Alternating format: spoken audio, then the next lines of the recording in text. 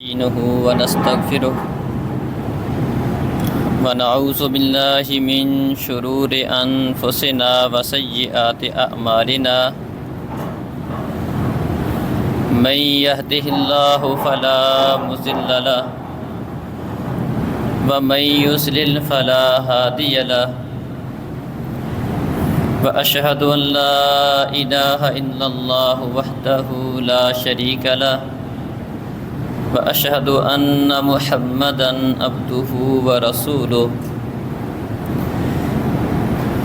أعوذ بالله من الشيطان الرجيم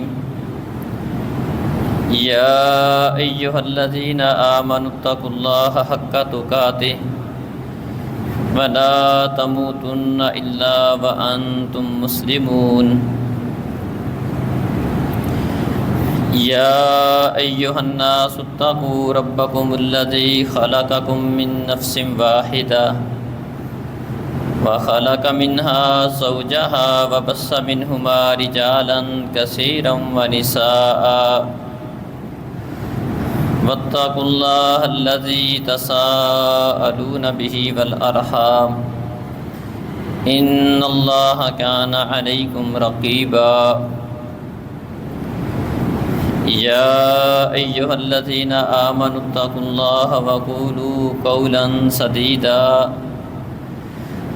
يصلح لكم أعمالكم ويغفر لكم ذنوبكم ومن يطع الله ورسوله فقد فاز فوزا عظيما أما بعد فإن خير الحديث كتاب الله وخير الهدي هدي محمد صلى الله عليه وسلم وشر الأمور محدثاتها وكل محدثة بدعة وكل بدعة ضلالة وكل ضلالة في النار من جاء بالحسنة فله خير منها وهم من فزع يومئذ آمنون ومن جاء بالسيئة فكبت وجوههم في النار هل يجزون إلا ما كنتم تعملون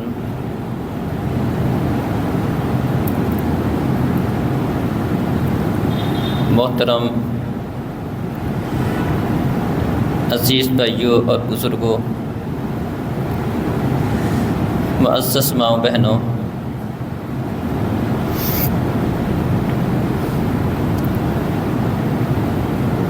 اس دنیا کے سفر کے ختم ہونے کے بعد ایک ایسا دن آنے والا ہے جسے قیامت کا دن کہا جاتا ہے۔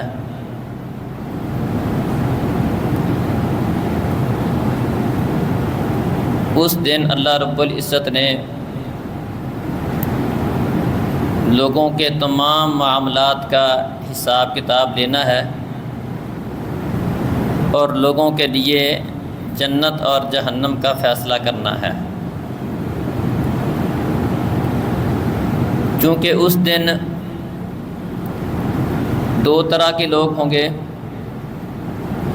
ایک وہ لوگ جو کامیاب ہو کر جنت میں جانے والے ہوں گے اور دوسرے لوگ وہ ہوں گے جو ناکام ہو کر جہنم میں جانے والے ہوں گے۔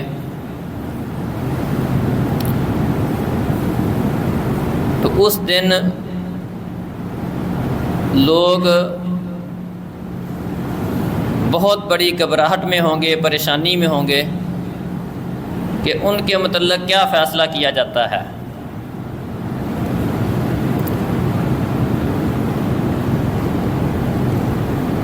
اللہ رب العزت نے اس دن کی گھبراہٹ اور پریشانی خود قرآن میں بیان کی ہے، لوگوں کی حالت بیان کی ہے۔ یا ایھا الناس اتقوا ربکم ان زلزلۃ الساعۃ شیء عظیم، اے لوگو اپنے رب سے ڈرو، یقیناً قیامت کا زلزلہ بہت بڑی چیز ہے۔ یوم ترونہا تذہل کل مرضعۃ عما ارضعت، جس دن آپ اس کو دیکھو گے، اس زلزلے کو یا اس قیامت کے دن کو،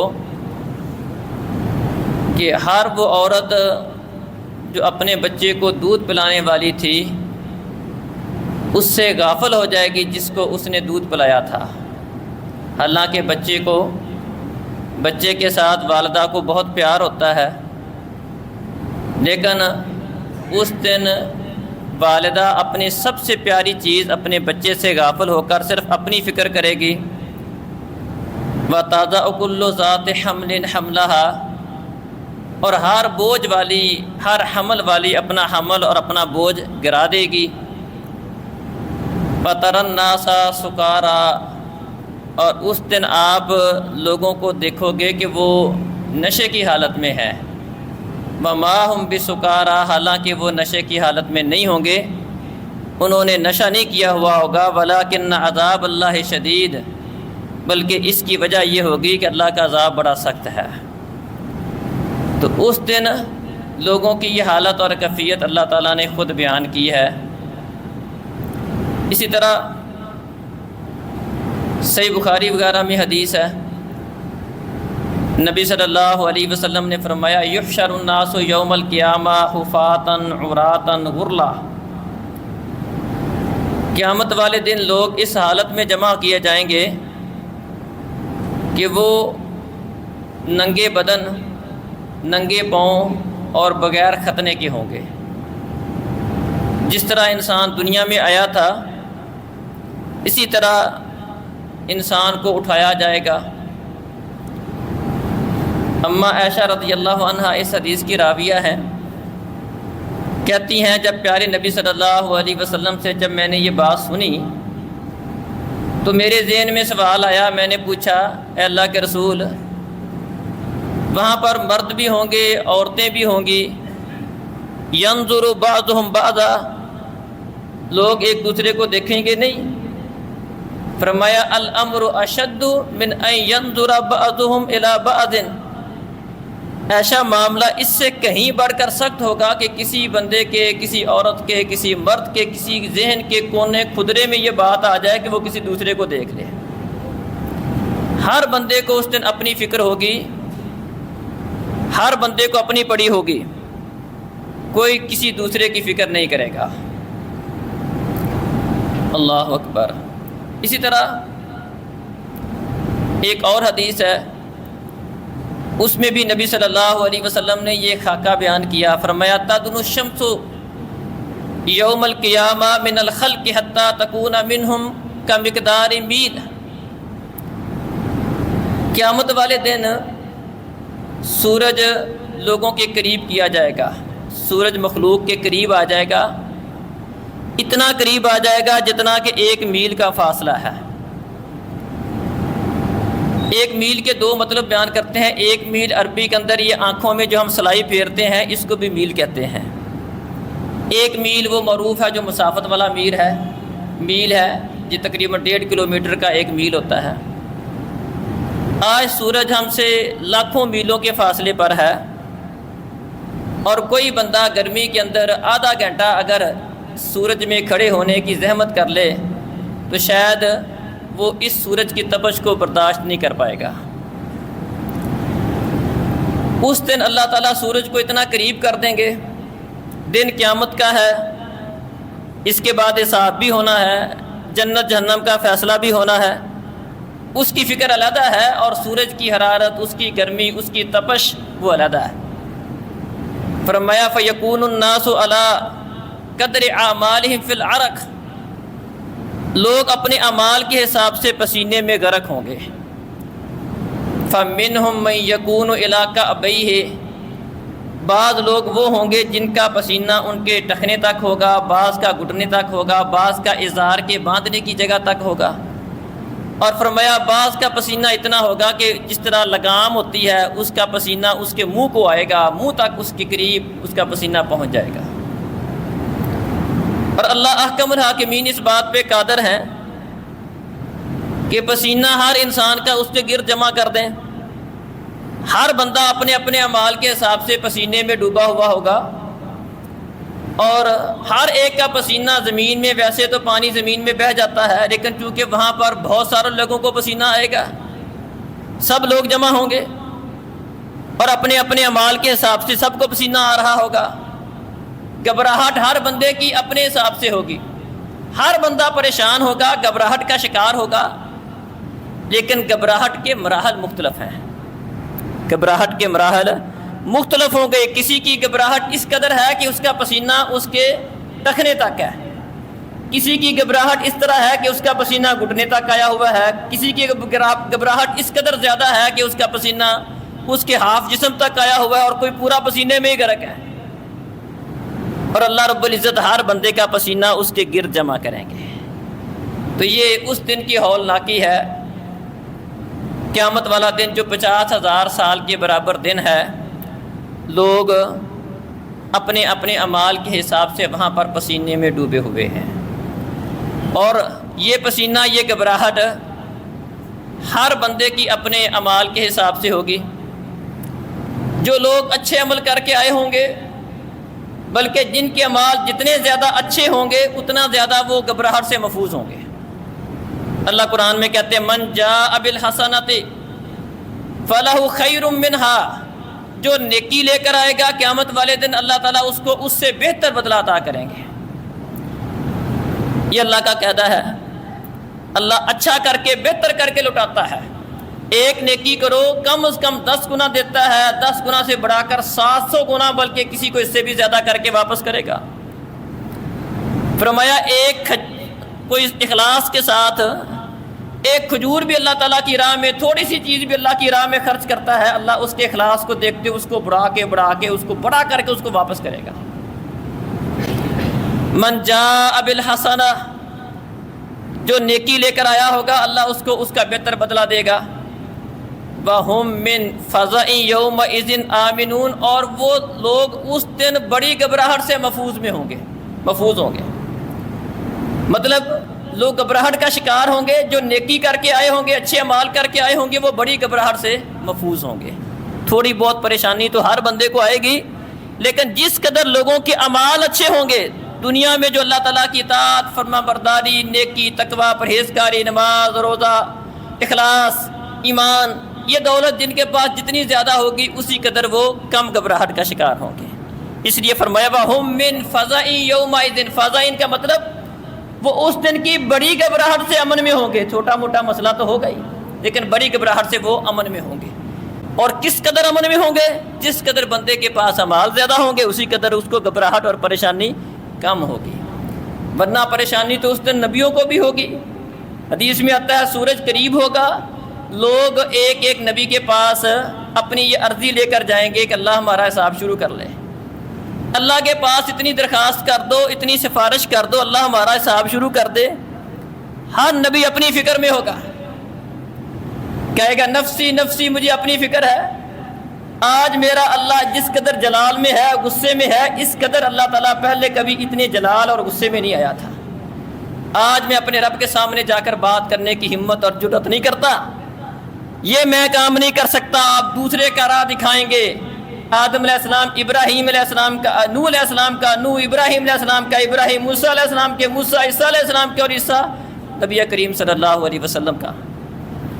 اور نبی کریم صلی اللہ علیہ وسلم بھی جن کو اللہ تعالیٰ نے یہ اعزاز دیا ہے کہ اول الشافعین ہیں، آپ سب سے پہلے سفارش کرنے والے آپ ہیں، لیکن آپ بھی اس دن اللہ کی بارگاہ میں سفارش ایسے نہیں کر دیں گے کہ جاتے ہی اللہ سے عرضی پیش کر دیں، اللہ لوگوں کا حساب شروع کر دے، بلکہ حدیث میں آتا ہے پیارے نبی صلی اللہ علیہ وسلم جا کر کوئی بات کیے بغیر اپنا سر اللہ کی بارگاہ میں سجدے میں رکھ دیں گے، اتنا لمبا سجدہ کریں گے، ایک جمعے، ایک ہفتے کے دنوں کی مقدار کے برابر پیارے نبی صلی اللہ علیہ وسلم اپنا سر سجدے میں رکھیں گے، اور اللہ تعالیٰ کی وہ تسبیحات، وہ کلمات فرمایا جو اس وقت مجھے یاد ہیں سارے بیان کروں گا، اور کچھ کلمات وہ ہوں گے جو اس وقت میرے ذہن میں نہیں ہیں، اس وقت میرا اللہ میرے ذہن میں ڈالے گا وہ کروں گا، پھر اللہ تعالیٰ مجھے اجازت دیں گے سر اٹھاؤ، بات کرو، تمہاری بات کو سنا جائے گا، سفارش کرو، تمہاری شفاعت کو قبول کیا جائے گا۔ اللہ اکبر۔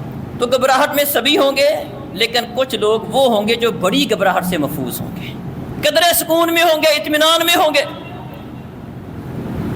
چند ایک کا تذکرہ آپ کے سامنے کرتا ہوں تاکہ اللہ احکم الحاکمین ہمیں بھی ان لوگوں میں کر دے جن کے متعلق اللہ یہ فرماتے ہیں وَهُم مِّن فَزَعٍ يَوْمَئِذٍ آمِنُونَ کہ وہ لوگ اس دن بڑی گھبراہٹ سے محفوظ ہوں گے، بڑی پریشانی ان کو نہیں ہوگی، ان کو قدر سکون ہوگا۔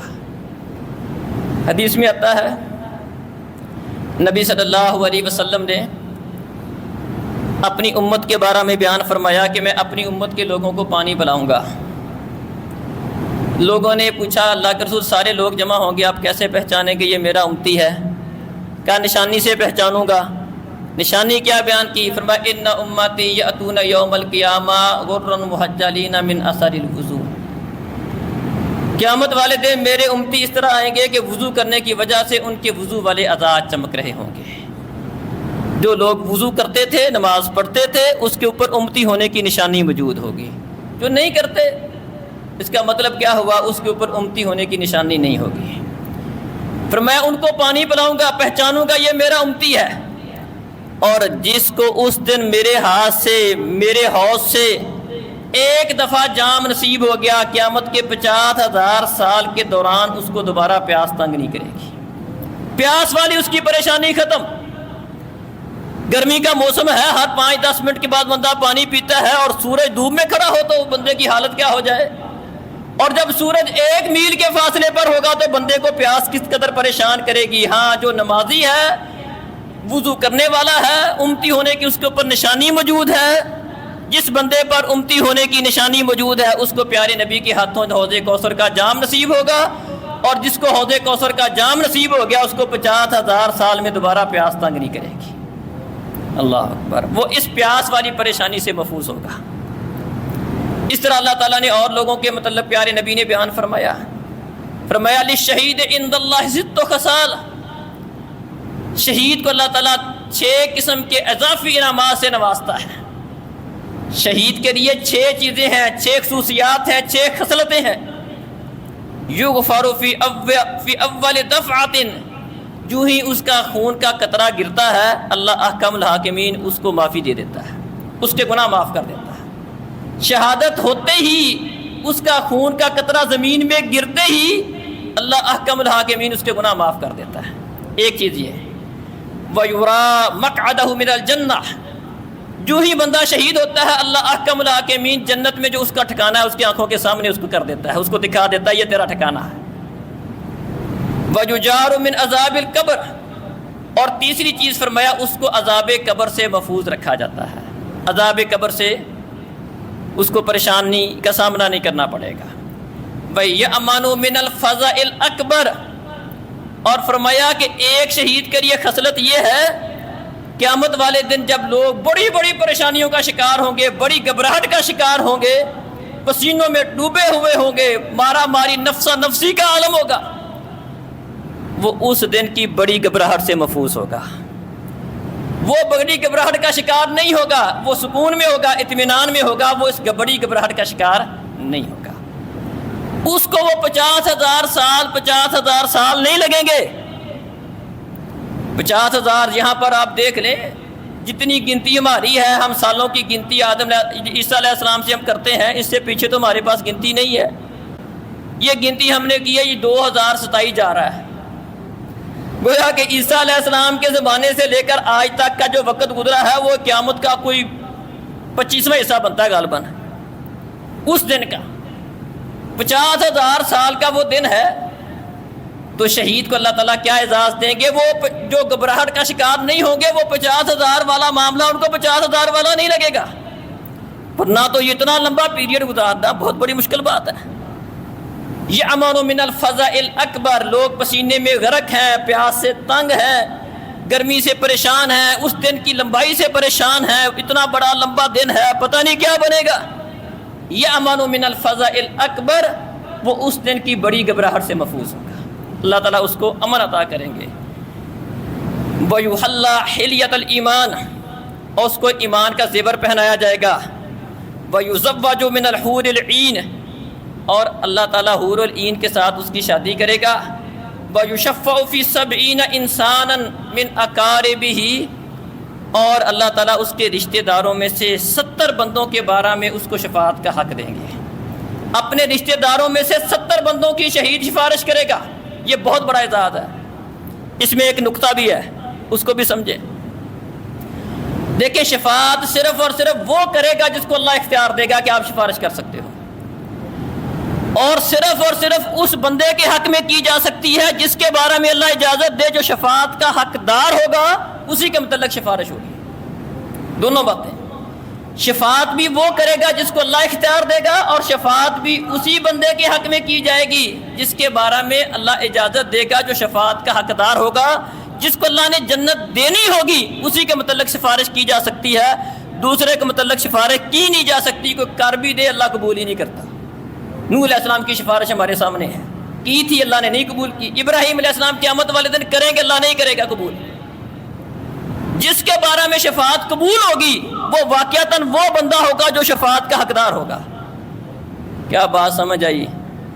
کسی خاندان میں سے ایک نوجوان اللہ کی راہ میں شہید ہو جائے، اس شہید کی برکت سے اللہ تعالیٰ اس خاندان کے 70 بندوں کی اصلاح کرتا ہے، ان کا عقیدہ درست کرتا ہے، ان کو نمازی بناتا ہے، ان کو جنت کا راہی بناتا ہے. کیونکہ قیامت والے دن اللہ نے شہید کو حق دینا ہے کہ 70 بندوں کے متعلق شفاعت کر لو، اور شفاعت انہی کے متعلق ہونی ہے جو شفاعت کے حقدار ہیں. تو یہ بہت بڑی بشارت ہے کہ ایک شہید، اور اللہ تعالیٰ اس شہید کی برکت سے اس کے خاندان کے 70 لوگوں کی اللہ تعالیٰ اصلاح کر دیتا ہے. کم از کم 70 لوگوں کو اللہ تعالیٰ، پھر 70 سے آگے آپ نکال لیں. اگر خاندان میں کسی ایک بندے کی اصلاح ہو جائے، وہ پھر ایک بوٹا لگ جاتا ہے، ایک پودا لگ جاتا ہے، اس سے پھر آگے اللہ تعالیٰ بہت سارے لوگوں کی اصلاح کرتا ہے. تو گویا کہ شہید کی یہ خون کی برکت ہے. تو شہید کو اللہ تعالیٰ جو اعزازات دے گا ان میں سے ایک اعزاز یہ بھی ہوگا کہ قیامت والے دن وہ بڑی گھبراہٹ سے محفوظ ہوگا. اسی طرح جو لوگ اس دن بڑی گھبراہٹ سے محفوظ ہوں گے ان میں سے ایک بندہ یہ بیان فرمایا، من انذر موسرا او وضع لہ، جو بندہ کسی تنگ دست کو مہلت دے دیتا ہے یا اس کا قرض معاف ہی کر دیتا ہے. کسی بندے کا سے قرض لینا تھا، پیسے لینے تھے، کوئی چیز اس سے واپس لینی تھی، اس کے پاس ہے نہیں، اس کو وقت اور دے دیتا ہے یا اس کو ویسے معاف کر دیتا ہے. اذلہ اللہ فی ذلہ، کل قیامت کا دن ہوگا، اللہ تعالیٰ اس کو، جب کسی چیز کا سایہ نہیں ہوگا، اللہ تعالیٰ اس کو اس عمل کی وجہ سے اپنے خصوصی فضل کے ساتھ اس کو سایہ نصیب کر دے گا. لوگ پسینے میں غرق ہیں، سورج قریب ہے، اللہ تعالیٰ اس کے اس عمل کی وجہ سے اس کو سایہ عطا کر دیں گے. جو کسی بندے کو مہلت دیتا ہے یا کسی بندے کو معاف کر دیتا ہے، کسی سے پیسے لینے، غریب بندہ نہیں دے پاتا، اس کو معاف کر دیتا ہے، یا اس کے پاس نہیں ہے اس کو ٹائم دے دیتا ہے. اللہ اکبر. اسی طرح ایک حدیث میں 7 کٹھے بندے بھی بیان ہوئے ہیں، صحیح مسلم اور صحیح بخاری میں حدیث ہے. فرمایا سبعۃ یذلھم اللہ فی ذلہ، 7 قسم کے بندے وہ ہوں گے جن کو اللہ احکم الحاکمین اپنے خاص فضل سے ان کو قیامت والے دن سایہ نصیب کرے گا، جب کسی بھی چیز کا سایہ نہیں ہوگا، بلکہ دنیا میں یہ سایہ والی چیز ہی کوئی نہیں ہوگی. زمین ساری کی ساری ایک چٹیل میدان بن جائے گی. یہاں پر نہ کوئی درخت ہے، نہ کوئی پہاڑ ہے، نہ کوئی اونچی چیز ہے، ساری زمین ایک برابر چٹیل میدان کی شکل اختیار کر جائے گی. فرمایا 7 قسم کے بندے ایسے ہیں جن کو اللہ احکم الحاکمین ان کے لیے سائے کا بندوبست کرے گا. اور جس دن اللہ کے سائے کے علاوہ کسی چیز کا سایہ نہیں ہوگا، اللہ جس کو سایہ دے گا اس کو سایہ ملے گا، ورنہ کسی چیز کو سایہ نہیں ملے گا. اللہ اکبر. وہ 7 خوش نصیب بندے کون سے ہیں؟ امام عادل، حکمران عدل کرنے والا، عدل کرنے والا امام، حکمران، ذمہ دار، اپنی رعایا کے ساتھ، اپنے متحد لوگوں کے ساتھ، یا جو جس لیول پر ہے اپنے نیچے جتنے اس کے لوگ ہیں اس کے ساتھ عدل اور انصاف والا معاملہ کرتا ہے. باپ ہے اولاد کے ساتھ عدل کرتا ہے، کیونکہ ایک حدیث میں المقسطون کے لفظ بھی آئے ہیں. فرمایا کل قیامت کا دن ہوگا، انصاف کرنے والے لوگ اللہ کی دائیں جانب پر نور کے ممبروں پر ہوں گے، جو لوگ عدل اور انصاف کرتے ہیں. مطلب جن کو اللہ تعالیٰ نے کسی کے متعلق اختیار دے رکھا ہے، اس کے متحدی میں کچھ لوگ ہیں اور ان کے ساتھ وہ عدل اور انصاف والا معاملہ کرتا ہے. گھر کا سربراہ ہے، اپنی بیوی بچوں میں انصاف کرتا ہے، کسی ضلع کا ذمہ دار ہے، اپنے اس ضلع کے جو لوگ ہیں ان کے ساتھ عدل و انصاف والا معاملہ کرتا ہے، کوئی حکمران ہے اپنے ملک کے اندر عدل و انصاف والا معاملہ کرتا ہے، اللہ تعالیٰ اس کو قیامت والے دن سایہ نصیب کرے گا، جس دن کسی چیز کا سایہ نہیں ہوگا۔ وَشَابٌ نَشَأَ فِي عِبَادَةِ اللَّهِ عَزَّ وَجَلَّ، اور وہ نوجوان جس نے اپنی جوانی کے ایام اللہ تعالیٰ کی عبادت میں گزارے ہوں گے، جوانی اس کو قابو کیا ہوگا، اس میں اللہ رب العزت کی نافرمانی سے اپنے آپ کو بچایا ہوگا، کیونکہ عام طور پر یہ تاثر پایا جاتا ہے نوجوان کو، یہ ہوتا ہے اگرچہ یہ بات اس کی غلط ہے، موت کا وقت تو اس کا تو کسی کو پتہ نہیں، کسی بھی وقت آ سکتی، نوجوانوں کو بھی آ جاتی ہے، لیکن شیطان مختلف طریقوں سے بندوں کو دھوکہ دیتا ہے، یار کوئی مسئلہ نہیں، صحیح ہو جائیں گے، نماز پڑھنے لگ جائیں گے، داڑھی رکھ لیں گے، یہ کرنے لگ جائیں گے، ابھی تو بہت وقت پڑا ہے۔ اس کے سامنے یہ ہوتا ہے کہ ابھی زندگی لمبی ہے۔ بڑھاپے میں عام طور پر بندے کو ہوتا ہے کہ اب تو قبر اس کو نظر آ رہی ہوتی ہے، بڑھاپے میں بہت سارے لوگ اس طرف آ جاتے ہیں، اللہ کے دربار کی طرف، اللہ تعالیٰ کی طرف رجوع کر لیتے ہیں، اگرچہ کئی بوڑھے بھی ایسے بدبخت ہوتے ہیں کہ بڑھاپے میں بھی ان کو اس کی توفیق نہیں ہوتی، لیکن بڑھاپے کی عبادت اپنی جگہ پر، لیکن نوجوانی کے ایام میں جو اپنے آپ کو قابو کرتا ہے، اللہ کی اطاعت، فرما برداری، نافرمانی سے بچا کے رکھنا، غلط کاموں سے اپنے آپ کو روک کے رکھنا، اللہ کی عبادت میں زندگی گزار دینا، جوانی کو قابو کرنا، فرمایا یہ ایسا عمل ہے کل قیامت کا دن ہوگا، ایسے نوجوان کو بھی اللہ تعالیٰ جب کسی چیز کا سایہ نہیں ہوگا اس کو اللہ تعالیٰ سایہ نصیب کریں گے۔ وَرَجُلَانِ تَحَابَّا فِي اللَّهِ اجْتَمَعَا عَلَيْهِ وَتَفَرَّقَا عَلَيْهِ، فرمایا دو بندے وہ جو آپس میں محبت کرتے تھے اور ان کی محبت صرف اللہ کی خاطر تھی، اللہ تعالیٰ کی خاطر آپس میں پیار کرنے والے، محبت کرنے والے، اجتماع علیہ وتفرقا علیہ، اللہ کی خاطر اکٹھے ہوئے، اللہ کی خاطر جدا ہوئے، ان کا ملنا بیٹھنا اللہ کی خاطر تھا، کسی جگہ سے جدا ہوتے تھے، ایک کدھر چلا گیا ایک کدھر چلا گیا، وہ بھی اللہ کی خاطر، اللہ کی خاطر محبت کرنے والے، ایک اللہ کی خاطر بیٹھنے والے، ان کو بھی اللہ تعالیٰ اپنا سایہ نصیب کرے گا۔ بلکہ حدیث میں آتا ہے اعلان ہوگا این المتحابون بجلالی الیوم اذلہم یوم لا ذل الا ذلی، کہاں ہیں وہ لوگ جو میری خاطر آپس میں محبت کرتے تھے، جن کی محبت میری وجہ سے تھی، دوسرے سے محبت کرتا تھا، یہ نمازی ہے، عقیدہ اس کا ٹھیک ہے، اس کے ساتھ بیٹھنے کو دل کرتا ہے، کوئی ایک بستی سے دوسرے بستی کی طرف گیا، کوئی لین دین کا معاملہ نہیں ہے، کوئی اور مسئلہ نہیں ہے، صرف اور صرف اس وجہ سے کسی سے ملنے جاتا ہے، وہ بندہ نیک ہے، اچھا بندہ ہے، اچھا ہونے کی وجہ سے، دیندار ہونے کی وجہ سے، نمازی ہونے کی وجہ سے، عقیدے کے صحیح ہونے کی وجہ سے اس سے جاتا ہے، اس سے محبت کرتا ہے، اس کے پاس بیٹھتا ہے۔ حدیث میں آتا ہے ایک بندہ کسی دوسرے بندے سے ملنے کے لیے گیا کسی بستی میں، اللہ نے راستے میں فرشتہ بٹھا دیا، فرشتہ پوچھنے لگا کہ بھائی کدھر جا رہے ہو؟ کہا اس بستی میں ایک بندہ اسے ملنے جا رہا ہوں۔ کہا کس وجہ سے جا رہے ہو؟ کوئی تعلق واسطہ ہے، رشتہ داری ہے، کوئی لین دین ہے؟ کہا نہیں ایسا کوئی مسئلہ نہیں ہے۔ کہا کیا مسئلہ؟ کہا میں اللہ تعالیٰ کی خاطر اس بندے سے محبت کرتا ہوں، میری اللہ کی خاطر اس سے محبت ہے، صرف اس وجہ سے اس کے پاس ملنے کے لیے جا رہا ہوں۔ اس سے یہ بات بھی سمجھ آئی کہ صرف اللہ کی خاطر بھی کسی سے ملاقات کرنی چاہیے، دوسرے سے جائے کوئی لین دین کا مسئلہ ہو، کوئی کاروبار کا مسئلہ ہو، کوئی رشتہ داری کا مسئلہ ہو، نہیں، صرف اس وجہ سے کہ وہ بندہ نیک ہے، متقی ہے، پرہیزگار ہے، میں تھوڑی دیر اس کے پاس بیٹھوں گا، حال احوال کروں گا، اس کے پاس جاؤں گا، اس سے ملاقات کروں گا۔ کہنے لگا میں اللہ تعالیٰ کی طرف سے تمہاری طرف بھیجا ہوا اللہ کا فرشتہ ہوں، اور اللہ تعالیٰ کی طرف سے تمہیں اس بات کی خوشخبری دیتا ہوں کہ جس طرح تو اس بندے کے ساتھ صرف اللہ تعالیٰ کی خاطر محبت کرتا ہے، اللہ احکم الحاکمین بھی تیرے ساتھ محبت کرتا ہے، کیونکہ اس کی محبت اللہ کی خاطر ہے۔ جو اللہ کی خاطر محبت کرتا ہے اللہ اس سے بھی محبت کرتا ہے۔ تو قیامت والے دن جب لوگ پریشان ہوں گے، بڑی گھبراہٹ کا شکار ہوں گے، ان میں سے فرمایا دو بندے ایسے جو اللہ کی خاطر ایک دوسرے سے محبت کرتے تھے، اللہ تعالیٰ ان کو اپنا یا ان کے اس عمل کی وجہ سے سایہ نصیب کرے گا۔ وَرَجُلٌ قَلْبُهُ مُعَلَّقٌ بِالْمَسَاجِدِ، فرمایا 7 بندوں میں سے ایک بندہ وہ بھی ہے جس کا دل مسجدوں کے ساتھ لٹکا ہوا ہے، جو مسجد سے پیار کرنے والا ہے، مسجد سے محبت کرنے والا ہے، جس کا دھیان، جس کی توجہ، جس کا خیال مسجد کے ساتھ لگا رہتا ہے۔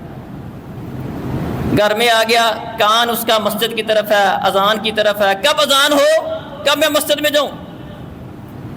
گھر میں ہے، سویا ہوا ہے، سوتے ہوئے دل میں بات یہ ہے میں نے اٹھنا ہے، کہیں ایسا نہ ہو میں سویا رہ جاؤں، میں نے اٹھنا ہے، مسجد میں جانا ہے، نماز پڑھنی ہے۔ سوتے وقت بھی اس کے ذہن میں یہ بات ہے، کاروبار میں مصروف ہے تب بھی کان اس کا اذان کی طرف ہے، دھیان اس کا مسجد کی طرف ہے۔ مسجد میں آتا ہے، پہلے آتا ہے، بیٹھتا ہے، نماز پڑھتا ہے، ذکر و اذکار کرتا ہے، اپنی جگہ پر بیٹھا رہتا ہے۔ ایسا نہیں جو ہی سلام پھرا، کئی لوگوں کو مسجد میں آنا بھی مشکل لگتا ہے اور مسجد سے نکلنے کی بھی جلدی ہوتی ہے، آنا آخری وقت میں، جانا سب سے پہلے۔ اللہ اکبر۔ حالانکہ دونوں کے بارے میں حدیث ہے، فرمایا جو بندہ پہلے آتا ہے انتظار کرتا ہے، جتنی دیر تک انتظار کرنے کے لیے مسجد میں آ کر بیٹھا رہے گا، اللہ تعالیٰ اس کو وہ والا ثواب دے گا جو ایک نماز پڑھنے والے کو ثواب ملتا ہے۔ گویا کہ اس نے نماز پڑھا ہے، نماز کے انتظار میں بیٹھنے والے کو نماز کا ثواب ملے گا، اور جو بندہ نماز پڑھ کے بیٹھا رہتا ہے 2-4 منٹ بیٹھ گیا، اذکار کر لیے، اذکار بھی ہو جائیں گے، جب تک نماز والی جگہ پر بیٹھے گا۔ کمال ہے۔ فرمایا الملائکۃ تصلی علی احدکم ما دام فی مصلاہ الذی صلی فی، جب تک نماز والی جگہ پر بیٹھے گا یہ اذکار کر رہا ہے، سبحان اللہ، الحمدللہ، اللہ اکبر کی تسبیح کر رہا ہے، آیت الکرسی پڑھ رہا ہے، آخری تینوں صورتیں پڑھ رہا ہے، نماز کے بعد والے اذکار کر رہا ہے، اور فرشتے کیا کہتے ہیں؟ اللہم اغفر لہ، اللہم ارحمہ، اللہ اس بندے کو معاف کر دے، اللہ اس کے اوپر رحم کر دے۔ فرمایا جتنی دیر تک بیٹھا رہے گا، بے وضو نہیں ہوتا، جتنی دیر تک آدھا گھنٹہ بیٹھا رہے، فرشتے آدھا گھنٹہ ہی دعا کرتے رہیں گے۔ اللہ اکبر۔ جس کا دل مسجد کے ساتھ لگا ہوا ہے، مسجد میں بیٹھنے کو دل کرتا ہے، مسجد کی ضروریات کا خیال رکھتا ہے، مسجد میں کس چیز کی ضرورت ہے۔ ہمارے ہاں ہم چاہتے یہ ہے کہ مسجد میں ہمارے لیے ہر قسم کی سہولت ہو، ہمارا مسجد کے ساتھ تعلق کتنا کیا، یہ چیز خراب ہے، وہ خراب ہے، میں مسجد کی صفائی ستھرائی، اس کی چٹائی، اس کا کلین، اس کے لیے کتنا کا اہتمام کرتا ہوں۔ اللہ اکبر۔ وَرَجُلٌ قَلْبُهُ مُعَلَّقٌ بِالْمَسَاجِدِ، جس بندے کا دل مسجدوں کے ساتھ لٹکا ہوا ہے، مسجد کے ساتھ معلق ہے، اللہ اس کو اپنا سایہ نصیب کرے گا جس دن کسی چیز کا سایہ نہیں ہوگا۔ اللہ اکبر۔ وَرَجُلٌ دَعَتْهُ امْرَأَةٌ ذَاتُ حُسْنٍ وَجَمَالٍ فَقَالَ إِنِّي أَخَافُ اللَّهَ رَبَّ الْعَالَمِينَ۔ فرمایا ایک بندہ وہ جس کو کسی حسین و جمیل خاندانی عورت نے برائی کی دعوت دی، عورت خاندانی ہے، حسین و جمیل ہے، کوئی رکاوٹ نہیں، دیکھنے والا کوئی نہیں، منع کرنے والا کوئی نہیں برائی سے، عورت خاندانی بھی ہے، خوبصورت بھی ہے، برائی کے سارے مواقع موجود ہیں، لیکن جو شخص برائی کے سارے مواقع موجود ہونے کے بعد صرف اور صرف اس وجہ سے گناہ نہیں کرتا، انی اخاف اللہ رب العالمین، میرے دل میں اللہ کا ڈر ہے، کوئی نہیں دیکھنے والا، میں اکیلا بیٹھا موبائل دیکھ رہا ہوں، میں گھر میں اکیلا ہوں، میں کسی جگہ پر اکیلا ہوں۔ فرمایا جو بندہ صرف اللہ کے ڈر کی وجہ سے، برائی کے سارے مواقع موجود ہونے کے بعد صرف اللہ کے ڈر کی وجہ سے گناہ چھوڑتا ہے، جس کو کسی خاندانی حسین و جمیل عورت نے دعوت دی، برائی کی طرف ابارا، اکسایا، لیکن اس نے یہ نہیں کہا کوئی بندہ دیکھ رہا ہے جی، وہ کیا کرے کیونکہ وہ ہے ہی کوئی نہیں وہاں پر، کیا کہنے لگا؟ انی اخاف اللہ رب العالمین، غلط کام نہیں کروں گا، کیوں؟ میرے دل میں اللہ کا ڈر ہے۔ جو اللہ کے ڈر کی وجہ سے گناہ چھوڑتا ہے کہ اللہ مجھے دیکھ رہا ہے، ٹھیک ہے، کوئی نہیں دیکھ رہا، کوئی نہیں روکے گا، کوئی نہیں ٹوکے گا، ملامت کا اندیشہ نہیں ہے، بدنامی کا ڈر نہیں ہے، لیکن یہ خیال ہے میرا اللہ مجھے دیکھ رہا ہے، مجھے اللہ سے ڈر لگتا ہے۔ جو اللہ کے ڈر کی وجہ سے گناہ چھوڑتا ہے، چونکہ اللہ کی وجہ سے چھوڑا تھا، کہ اللہ بھی اس سے خوش ہو کر جب کسی چیز کا سایہ نہیں ہوگا، لوگ بڑی گھبراہٹ کا شکار ہوں گے، اللہ اس کو بلا کر اس کو سایہ نصیب کر دے گا۔ اور ساتواں بندہ وہ جس نے کوئی صدقہ خیرات کیا، چھپا کے کیا، بائیں ہاتھ کو پتہ نہیں چلا دائیں نے کیا خرچ کر دیا، اس قدر چھپا کر صدقہ خیرات کرنے والا ہے، اس کو بھی اللہ اس کو بھی سایہ نصیب کرے گا۔ تو محترم بھائیو اور بزرگوں، قیامت کا دن یقیناً بہت بڑا دن ہے، بڑی گھبراہٹ والا دن ہے، لوگ اپنے اپنے اعمال کے لحاظ سے پسینوں میں ڈوبے ہوئے ہوں گے، گھبراہٹ کا شکار ہوں گے، لیکن اس دن لوگوں کے معاملات مختلف ہوں گے، کوئی زیادہ گھبراہٹ کا شکار ہوگا، کوئی کم گھبراہٹ کا شکار ہوگا، کوئی اس دن امن میں ہوگا، خوف، اس کو پریشانی نہیں ہوگی۔ تو جس قدر بندوں کے اعمال اچھے ہوں گے، بندہ نیک کام کرنے والا ہے، اس کا عقیدہ ٹھیک ہے، اعمال اس کے اچھے زیادہ ہیں، نماز کا اہتمام کرنے والا ہے، اللہ سے ڈرنے والا ہے، نیکی کے کام زیادہ کرتا ہے، جس طرح چاند ایک مثالیں میں نے بیان کی ہیں، جس قدر اس کا ان چیزوں کے ساتھ اللہ کے ساتھ تعلق زیادہ ہوگا، اسی قدر وہ اس دن کی گھبراہٹ سے محفوظ ہوگا۔ وہ 50,000 سال کا دن جب سورج 1 میل کے فاصلے پر ہے، اس دن کی اگر گھبراہٹ سے ہم بچنا چاہتے ہیں تو اس کا انتظام یہاں پر کرنے کی ضرورت ہے۔ اللہ عمل کی توفیق عطا فرمائے۔ اقول قولی ھذا استغفر